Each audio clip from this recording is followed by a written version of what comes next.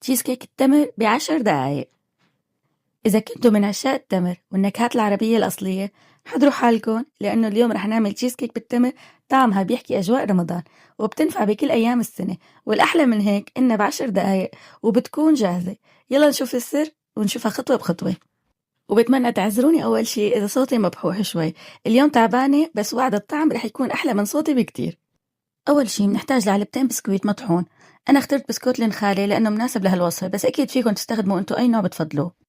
وبعدها بندوب حوالي 150 جرام من الزبدة ومننزلها فوق البسكويت المطحون وبنخلطهم منيح ليتشربوا مع بعض الزبدة ويصير القوام مثل الرمل الرطب. وبعد ما بنخلطهم كتير منيح بنكبس الخليط بالجاط وبنساويه على مستوى واحد ليتشكل عنا طبقة متماسكة ومرتبة. وهون أهم خطوة، لازم نكبس البسكويت كتير منيح وما نستهين بهالمرحلة، لأنه إذا ما كان مكبوس مزبوط رح يتفتت معنا وقت التقطيع. وبنفس الخلاط هلا منجهز الطبقة الثانية. نحتاج حوالي 15 حبة تمر منزوعين النوى، منحطهم بالخلاط ومننزل فوقهم بنص كاسة حليب سخن. ليش بدنا إياها سخن؟ مشان يطرى التمر بسرعة ويعطينا قوام ناعم. ومنضيف فوقهم معلقة صغيرة من النسكافيه ونص معلقة من الهيل بيعطينا نكهة عربية أقوى.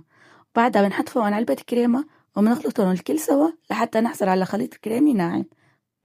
ومثل ما عودتكم دائما بحب أترككم شي صغير يضل ذكرى مني، يا دعوة يا حكمة يا فكرة حلوة تكبر بقلبكم. اليوم حابة إلكم إنه ما فينا يمكن نتحكم بكل شي عم يصير معنا، بس يمكن فينا نتحكم بردة فعلنا. أنا هالكم يوم كانت ردة فعلي يمكن كانت كتير قاسية وضايقتني وعملت لي مشاكل كتير بحياتي. أنا بتمنى منكم وبنصحكم إنه تختاروا تكونوا أطيب أهدى وأقرب لرب العالمين بكل موقف، لأنه الدنيا بتركض بسرعة بس القلب اللي فيه رضا ما بيضيع أبدا.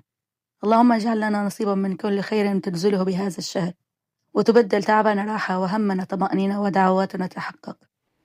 مثل ما شايفين لاحظوا كيف القوام قديش ناعم ومتجانس، هيك منعرف إنه الخليط زبط معنا. مننزله فوق البسكويت ومنمده وخليه يوصل لكل الزوايا مشان يعطينا طبقة مرتبة.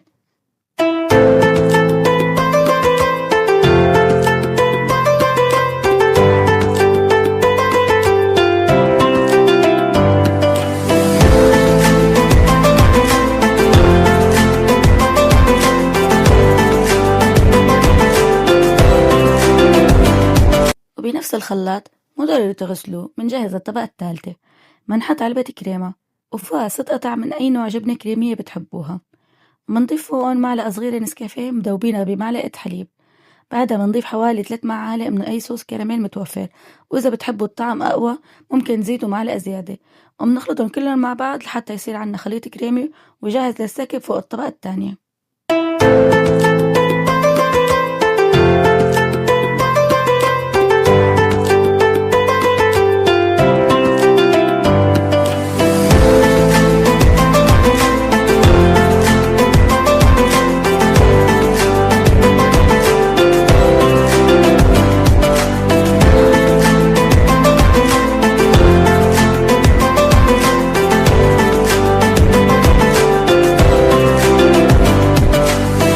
ونحن عم ننزل الطبقة الثالثة دزوها شوي شوي ووزعوها على مهلكم عشان ما تندمج مع الطبقة اللي تحتها. وقبل ما نفوت على الخطوة الأخيرة أنا حابة أسألكم أي نوع تمر بتحبوا تستخدموه بالحلويات؟ وشو عندكم وصفة تمر مفضلة وبتحبوا تشاركوها معي؟ وبدي أعرف منكم بتحبوا تشيز كيك بالتمر مع صوص الكراميل أكتر ولا بدون؟ جاوبوني بالتعليقات وخلينا نشوف مين مع مين.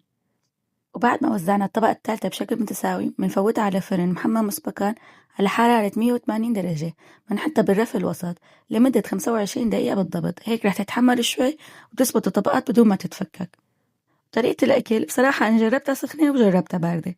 هي أصولها تنحط بالبراد أقل شي 4 ساعات، وإذا ليلة كاملة بيكون أفضل مشان وقت التقطيع تكون سهلة وما تتعذبنا معنا وتفكفك. بس الطعم وهي سخنة طلعت خرافية والباردة على أطيب، يعني رح تحتاروا كيف تاكلوها وتساووا قدامها فنجان قهوة. الطعم بياخدكم لليفل عالي جدا، والله طعمتها بتاخد العقل مع رشة فستق حلبي إذا متوفر بتطلع أطيب وأطيب. بس هيك بيكون خلص معنا تشيز كيك بالتمر، وصفة رمضانية أو لأي وقت سهلة وسريعة وطعمها بجنن. عن جد بتاخد العقل، جربوها واعطوني رأيكم فيها. وإذا عم تعجبكم وصفاتي وعم بتحبوا تشوفوني مرة تانية لا تنسوني من اللايك والاشتراك بالقناة. بحبكم بالله، سلام.